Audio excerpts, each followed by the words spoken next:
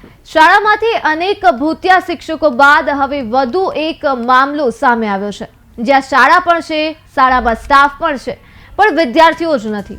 અને જ્યારે શાળાના સ્ટાફને વિદ્યાર્થીઓની ગેરહાજરી બાબતે પૂછ્યું તો તેઓને પોતાની કાળી કરતૂતો છુપાવવા માટે કોઈ યોગ્ય જવાબ જ ન સૂચતા મૌન રહેવાનું પસંદ કર્યું।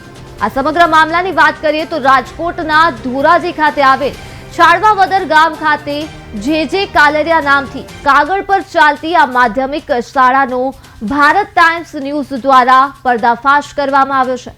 શાળા પર પહોંચી અમારી ટીમે રિયાલિટી ચેક કર્યું, જેમાં શાળામાં એક પણ વિદ્યાર્થી જ જોવા ન મળ્યો। અને આ શાળા આજકાલની નહીં પણ ઘણા લાંબા સમયથી ચાલી રહી છે।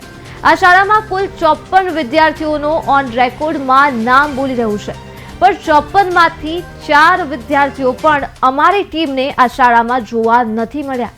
શાળામાં ઉપસ્થિત સ્ટાફ અમારા અનેક સવાલના એક પણ જવાબ ન આપી શક્યા। ભલે શાળામાં વિદ્યાર્થીઓ હોય કે ન હોય, પણ વર્ગખંડમાં બેન્ચની ઉપર પાઠ્યપુસ્તક મૂકેલા હતા।